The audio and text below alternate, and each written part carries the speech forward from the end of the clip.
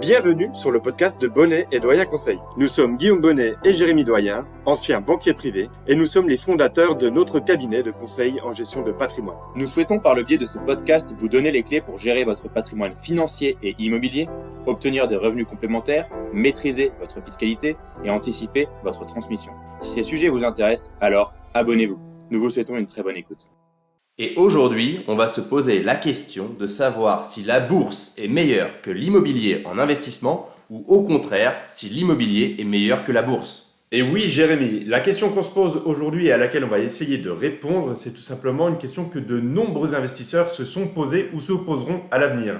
Cette question, c'est est-il préférable d'investir en bourse pour profiter du rendement des actions sur le long terme ou alors plutôt préférer l'immobilier pour avoir des loyers ou un revenu complémentaire ?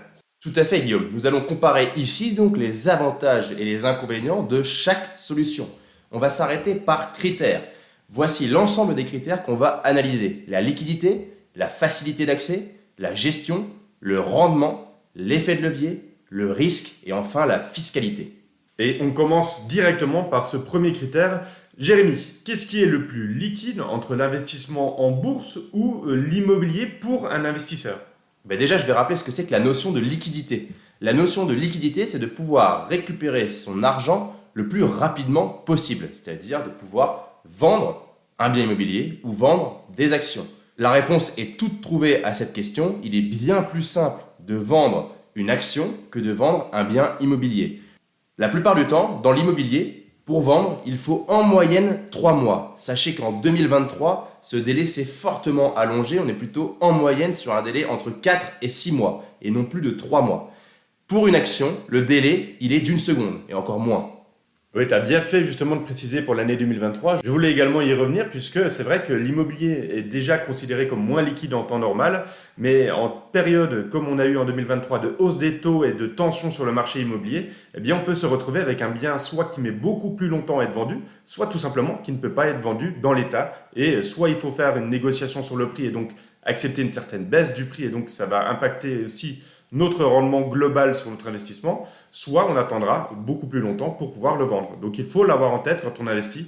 La liquidité, c'est un petit avantage déjà pour les actions, mais heureusement, il y a de nombreux autres critères qui vont pouvoir égaliser au niveau de ce match. Et également pour compléter, pour ceux qui nous écouteraient, effectivement, quand on investit dans l'immobilier, on peut investir dans l'immobilier en direct ou de manière indirecte par le biais de SCPI, de SCI, d'OPCI, d'organismes de placement collectif en immobilier, de sociétés civiles immobilières. Voilà, un peu tous les acronymes que je viens de dire. Ce qui est un point important, c'est-à-dire que les SCI, oui, sont plus liquides que l'immobilier en direct, mais c'est toujours moins liquide qu'une action. Pour vendre une SCI, en moyenne, il faut à peu près 1 semaine à 2 semaines sur une assurance vie ou un plan d'épargne retraite. Je ne parle pas bien sûr d'SCI en direct, encore une fois, je parle d'organismes de placement investis dans des enveloppes comme le PEA, l'assurance vie, le PER ou le compte titre. Donc oui, l'immobilier peut être un tout petit peu plus liquide par le biais de ces produits de placement immobilier indirect, mais c'est toujours moins liquide que les actions, car les actions sur un portefeuille d'actions ou sur un portefeuille d'assurance vie ou un portefeuille dans un plan d'épargne retraite, ça se vend directement. Donc on peut passer à notre deuxième point de comparaison, c'est tout simplement la facilité d'accès. Et là, il y a 2 choses à avoir en tête, c'est les idées reçues et la réalité. Parce que si je vous parle comme ça, est-ce que c'est plus simple de devenir actionnaire, comme on en entend parler régulièrement, les actionnaires en France, à une image un peu connotée, seuls les riches peuvent devenir actionnaires, ou est-ce que c'est plus simple d'avoir un premier bien immobilier, d'acheter sa résidence principale, tout simplement d'avoir un investissement immobilier? Eh bien là, la question, elle a le mérite d'être posée. Qu'est-ce qui est le plus simple d'accès pour un potentiel investisseur? Moi, je vais faire le côté immobilier, puis je te laisserai faire le côté action. La facilité d'accès dans l'immobilier en direct, ce n'est pas si simple. Il faut prendre le temps, il va falloir acheter un bien immobilier en direct, donc il va falloir analyser le marché, il va falloir comprendre les mécanismes, comprendre aussi comment on fait un crédit, comprendre pas mal de choses avant d'avoir cet accès direct, et puis surtout le montant. Il va falloir investir un gros montant si on veut acheter de l'immobilier en direct. Après, encore une fois, on revient sur la deuxième partie, l'immobilier indirect. Oui, celui-ci est plus accessible, mais il y a les frais à l'entrée qui peuvent être lourds. Donc oui, pour la facilité d'accès, l'immobilier est un peu plus lourd et les montants sont souvent plus conséquents en termes de minimum d'acquisition. Et pour la partie action, ici, contrairement du coup à ce que pensent beaucoup de Français, c'est très simple de devenir actionnaire. Encore une fois, ça va dépendre, j'ai envie de dire, de quelle société vous voulez devenir actionnaire, puisqu'il y a certains tickets d'entrée qui seront plus élevés que d'autres. Mais à titre d'exemple, on peut devenir actionnaire, j'aime bien utiliser cet exemple à chaque fois, du Crédit Agricole pour environ actuellement 10 ou 11 euros avec une action. Et à contrario, pour devenir actionnaire de LVMH, par exemple, il faudra compter 700 euros actuellement. Donc vous comprenez que ça dépend forcément de la société. Ensuite, c'est important, pour acquérir des actions, vous allez devoir quand même avoir un intermédiaire. C'est là où on va ouvrir un PEA, un plan d'épargne en action, ou un compte titre, soit avec une banque traditionnelle, soit avec une banque en ligne, soit avec des courtiers, cette fois-ci, qui sont faciles d'accès, entre guillemets. Et là, je pense à toutes les plateformes en ligne ou les applications qu'on peut trouver sur les téléphones.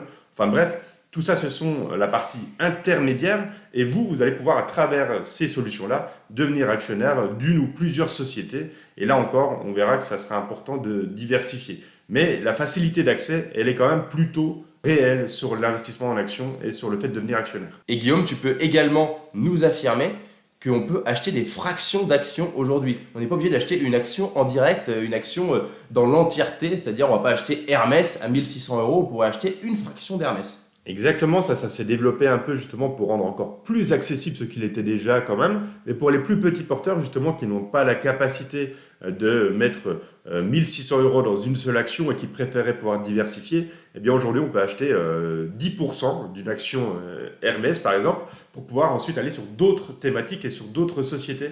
Et ça, c'est plusieurs acteurs également, les nouveaux acteurs et d'anciens acteurs du marché de l'intermédiation en courtage qui proposent cette possibilité de pouvoir acheter des parts d'actions entre guillemets et ne pas s'exposer à une seule action qui serait trop chère pour notre portefeuille. Et ça, nous le proposons dans notre cabinet de conseil en gestion de patrimoine. Nous travaillons avec des assureurs qui nous permettent de faire ce fractionnement d'actions. Ça permet aux clients d'investir sur des assurances vie ou des PER avec des actions en direct et en plus de ça, des fractions d'actions. Autant vous dire que l'accès est incroyable pour des assureurs qui sont assez importants sur la place en plus. Exactement. Allez, on en vient au troisième critère qui là va être très simple à départager, la gestion d'un bien immobilier ou la gestion tout simplement d'une action en direct. Lequel est le plus simple, Guillaume ? Eh bien, là, je pense que tout le monde s'en doute, la gestion d'un bien immobilier, on n'est pas dans un monde magique où on devient rentier sans effort. Ici, pour gérer un bien, il va y avoir pas mal de gestion. Vous le comprenez, vous êtes dans le vrai monde. Il y a un vrai locataire qui va être dans votre logement si vous êtes sur un investissement en direct et sans être passé par une SCPI ou une SCI, encore une fois. Mais un investissement en direct, vous allez avoir un bien immobilier. Il peut y avoir un locataire à l'intérieur, logiquement. Ça peut avoir également des impacts sur la gestion au quotidien. Si le locataire reste moins longtemps que prévu, s'il y a un turnover important sur votre bien, à chaque fois, c'est du temps. C'est du temps pour gérer tout ça. C'est du temps pour retrouver un nouveau locataire, le temps de chercher et mettre en ligne une annonce pour trouver ces locataires. Vous avez également, bien sûr, des problématiques qui peuvent arriver pendant la durée de location, c'est-à-dire, on ne sait jamais, mais la chaudière qui casse, le lavabo qui fuit, etc. C'est toutes des problématiques qui vont augmenter le temps que vous allez passer à gérer cela. Et pour les actions ? Et pour les actions, eh bien là, il peut également y avoir une gestion. Si on a envie de faire une gestion active de son portefeuille, on va devoir quand même s'intéresser un minimum, c'est-à-dire lire la presse économique, regarder un peu ce qui se passe. Mais c'est quand même moins lourd, puisqu'une fois que vous avez acheté votre action, c'est pas vous qui avez besoin d'aller travailler dans la société pour faire tourner la machine. Donc c'est plus facile en termes de gestion d'être actionnaire que d'être propriétaire d'un bien immobilier. Point important, le match serait égal, par contre, cette fois-ci, si on parle d'SCPI ou d'SCI, car on investit dans des sociétés qui elles-mêmes font le travail que vient de dire Guillaume. Donc oui, la SCPI vs une action en direct, c'est la même gestion, c'est-à-dire qu'on n'a rien à faire, si ce n'est s'intéresser au placement, vérifier que tout va bien. C'est un peu la même gestion, c'est-à-dire on s'intéresse et on peut même transmettre cette gestion à des conseillers en gestion de patrimoine et éviter d'avoir encore plus de temps à y passer. Donc c'est vrai que ça fait pour l'instant un match qui est de 3-0 pour les actions, mais attention, le renversement va arriver et on arrive sur des points qui vont avantager l'immobilier.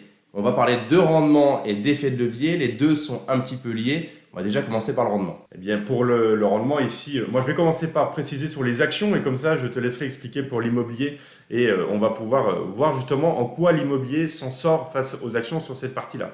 Pour les actions, c'est très simple. Le rendement, il faut déjà qu'on parle de l'horizon de placement. Parce que pour avoir du rendement sur les actions, on sait qu'il faut investir sur le long terme. À court terme, ça, on le rappelle, c'est très important et on en reparlera par la suite. une action, elle peut déjà avoir un rendement qui est négatif. Si vous investissez aujourd'hui, peut-être que dans 6 mois, vous serez à moins 10, moins 15%. C'est tout à fait possible sur les actions. Par contre, effectivement, sur le long terme, on va profiter d'un rendement moyen sur les actions européennes qui sera entre 6 et 7% et peut-être un peu plus élevé sur les actions américaines. Mais on parle vraiment du long terme et ici, il n'y a pas de garantie de gain. Tout dépend de votre point d'entrée et de la durée de votre investissement. Et on parle bien de rendement moyen. Il y a des actions qui font plus 20% par an, il y en a d'autres qui font moins 20% par an et qui n'existent plus au plus de 5-6 ans. Exactement. Donc attention, une action peut ne plus exister comme peut être évaluée à 2-3 fois son prix d'ici 2-3 ans. Donc c'est vrai que le rendement moyen sur les actions est de 6-7% comme vient de dire Guillaume.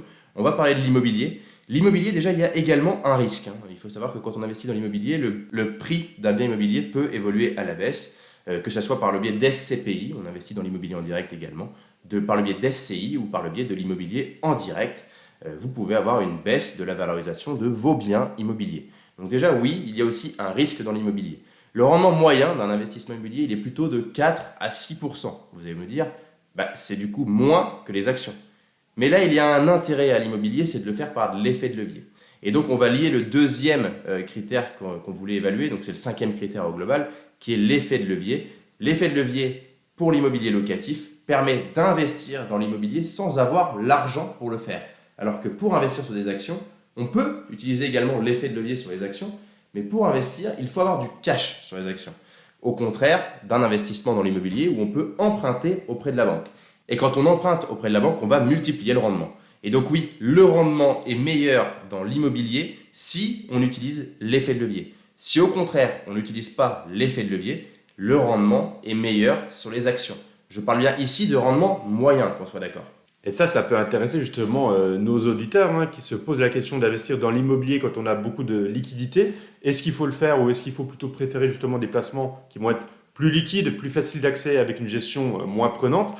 Eh bien, on y répond en quelque sorte sur cette partie-là. Le rendement de l'immobilier il est décuplé par l'utilisation de l'effet de levier. Si par contre, pour 100 000 euros donnés qui sont de toute façon déjà présents dans le patrimoine d'un client, on se pose la question, peut-être que sur un investissement de long terme, il est bien plus intéressant d'aller sur des actions qui demanderont moins de gestion et qui apporteront un meilleur rendement. Par contre, le même cas avec quelqu'un qui a 100 000 euros et quelqu'un qui a 0, eh bien, celui qui a 0 pourra utiliser sa capacité d'emprunt pour emprunter les 100 000 euros et aller sur l'immobilier avec un locataire qui lui versera des loyers qui permettront de rembourser tout ou partie de son emprunt et au final, il se retrouve avec un patrimoine sans avoir eu un effort d'épargne de son côté trop important ou alors pas du tout d'effort d'épargne s'il a vraiment bien géré son investissement immobilier et peut-être avant l'année 2022.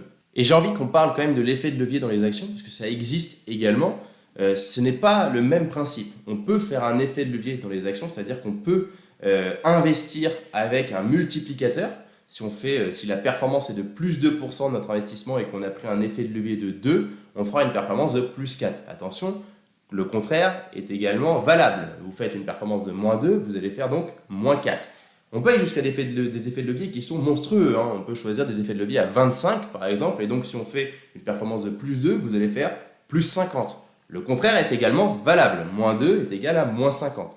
Je veux juste dire que ici, l'effet de levier n'est pas exactement le même que dans l'immobilier. On parle d'un effet de levier où il faut déjà du cash pour investir, c'est-à-dire qu'on va mettre un montant d'argent. Et ce montant-là aura une performance avec un effet de levier dessus. On ne parle pas du même effet de levier. Donc pour ce match-là, j'ai envie de dire que pour quelqu'un qui veut faire un investissement locatif et qui va emprunter, le match, il est gagné pour l'immobilier. Mais attention, si vous faites au contraire et que vous avez des liquidités, comme a dit Guillaume, le match est plutôt gagné cette fois-ci pour les actions. Allez, on va quand même faire que c'est l'immobilier qui gagne. On revient à 3-2. Et derrière, on reparle quand même rapidement, même si on a évoqué les points importants sur le risque, mais c'est pour quand même appuyer la différence, puisque même si les deux présentent un certain risque, l'immobilier peut quand même être considéré comme un peu moins risqué. Ici, ça va dépendre, surtout pour l'immobilier, j'ai envie de dire, de l'emplacement finalement. Parce qu'un bien qui est très bien situé dans une ville, il a un risque un peu moindre de voir sa valorisation baisser drastiquement. Ça ne veut pas dire qu'il ne peut pas faire moins 3, moins 5% selon les conditions de marché. Par contre, on est entre guillemets protégé puisqu'il y aura toujours une demande pour la location et le bien pourra se revendre plutôt facilement dans les villes moyennes, voire les grandes villes françaises si on est bien situé. A l'inverse, investir en action, le risque même sur les très belles sociétés, en cas de krach boursier, on peut avoir une valorisation qui fait moins 25, moins 30% très rapidement. C'est pour ça qu'il faut bien avoir en tête que le risque action, on est sur une échelle de 1 à 7 sur un risque qui va être de 6. Tandis que l'immobilier, on peut considérer qu'on est sur du 2 ou 3 quand on investit sur l'immobilier, pour vous donner un peu une image. Oui, là tu viens de citer l'échelle SRI, c'est ça Guillaume? Exactement. Donc sur cette échelle SRI, ça va de 1 à 7. Les actions sont plutôt considérées sur un risque de 6, comme vient de dire Guillaume, et l'immobilier plutôt un risque de 2 ou 3. Encore une fois, je rappelle que si on investit dans l'immobilier en direct, le risque augmente car vous achetez un seul bien immobilier. Donc il y a un risque de vacances locatives plus grand et un risque sur l'emplacement et sur la valorisation du bien immobilier. Alors que si vous achetez par le biais d'une SCPI ou d'une SCI, effectivement, vous multipliez les investissements par le biais de cette SCPI-là. Donc, vous maîtrisez le risque et vous le réduisez. Et donc, vous arrivez à avoir un risque qui est de 2 ou 3.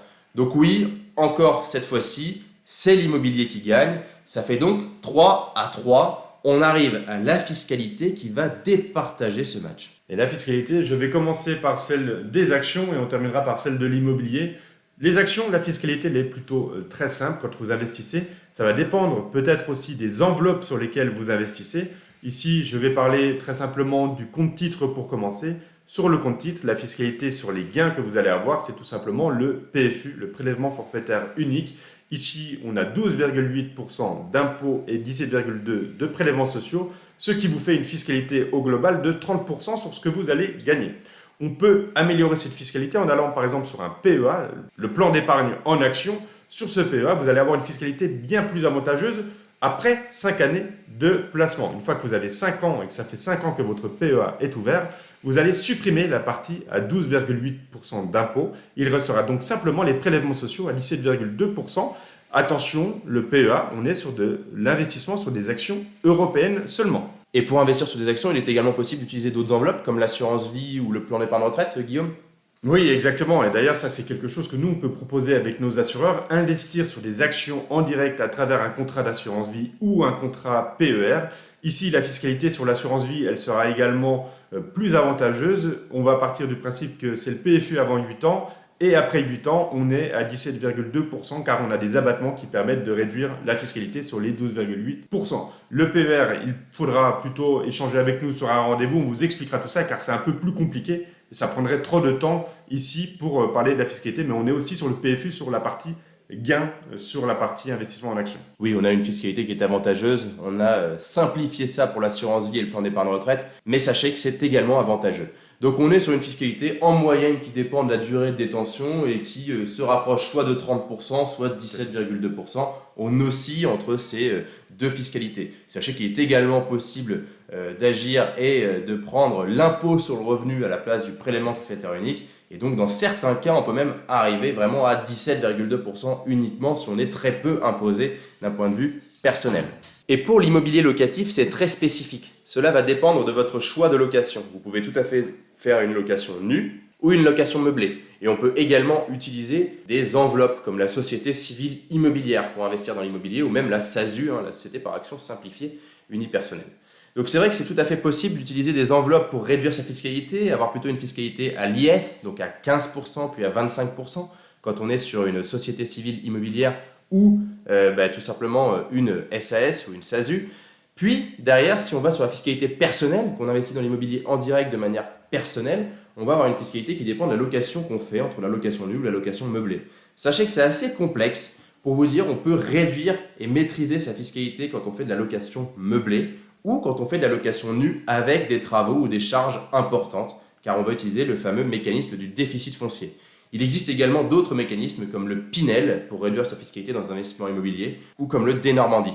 Donc c'est vrai que l'immobilier c'est assez complexe en termes de fiscalité, mais on peut arriver à une fiscalité qui reste neutre et donc à 0% quand on est bien accompagné par un conseiller en gestion de patrimoine, tout comme à une fiscalité qui serait à 60% quand on est mal accompagné. Donc j'ai envie de dire que ça dépend de l'accompagnement et ça dépend de votre investissement immobilier. Donc pour ce match entre les actions et l'immobilier en termes de fiscalité, je mettrai un match nul, si on est d'accord Guillaume. Je suis tout à fait d'accord. Quelqu'un qui n'est pas du tout accompagné aura peut-être une fiscalité bien plus catastrophique en immobilier qu'en investissement en action. Par contre, quelqu'un qui est accompagné peut même voir sa fiscalité être plus basse sur la partie immobilière, tout simplement parce qu'il sera bien accompagné, qu'il aura choisi le bon régime de fiscalité pour la location immobilière, et ça sera à ce moment-là bien plus avantageux. Donc on peut partir effectivement sur un match nul sur ce point-là. Et donc si on doit faire le résumé de ce match, on est sur un 3-3, un match nul effectivement qui dépend de pas mal de conditions. Sachez que dans tous les cas, les actions ont 3 points, et pour l'immobilier, il faut aller les chercher ces 3 points, il faut être accompagné. Donc c'est vrai que l'immobilier peut être beaucoup plus intéressant et peut gagner le match si vous avez un accompagnement ou si vous êtes très pointu en la matière. Sinon, vous allez perdre le match dans l'immobilier. Donc attention, l'immobilier n'est pas toujours la meilleure solution en termes d'investissement. C'est souvent les actions quand il y a un manque d'accompagnement. Donc attention, il faut être bien accompagné pour gagner le match avec l'immobilier. Et je rajouterais, c'est un peu le conseil qu'on peut donner à tout investisseur qui se poserait cette question. Finalement, le mieux, c'est sûrement de faire un peu des deux. C'est d'utiliser l'immobilier qui va avec l'effet de levier nous permettre de constituer un patrimoine quand on n'en a pas encore. Et c'est investir en actions pour la partie liquide de notre patrimoine, c'est-à-dire les liquidités. Plutôt que de les laisser dormir sur le compte courant, sur des livrets, on va pouvoir investir sur des actions pour être dans l'économie réelle et avoir sur le long terme un rendement qui sera très intéressant. Encore une fois, on privilégie la diversification. Et pour en revenir à l'exemple de Guillaume, si on a 100 000 euros de cash aujourd'hui, on les investit en actions et on utilise ce cash pour lever de l'emprunt et acheter de l'immobilier locatif. Et entre investir dans les actions ou dans l'immobilier, cela dépend également de votre âge. Car oui, l'immobilier sera souvent plus taxé que les actions dans une assurance vie en termes de transmission. Donc souvent, on dit qu'il faut investir dans l'immobilier plutôt quand on est jeune et avoir de l'épargne plus liquide quand on est âgé afin de mieux le transmettre, par exemple par le biais d'assurance vie ou de plan d'épargne retraite. Donc oui, l'âge a aussi son importance. Je vous invite à aller écouter le podcast épisode numéro 21, comment investir à 20, 40 et 60 ans, car il est complémentaire à ce podcast. Et si vous avez apprécié nous écouter aujourd'hui avec cet épisode spécial immobilier ou investissement boursier, je vous propose de nous laisser une note 5 étoiles pour nous aider à nous faire connaître et pour continuer à toujours vous proposer de nouveaux contenus. Si vous souhaitez prolonger la discussion, alors vous pouvez directement prendre contact avec nous sur notre site bonnetdoyenconseil.com. C'était Guillaume Bonnet et Jérémy Doyen et nous vous remercions pour votre écoute. À bientôt pour un nouvel épisode.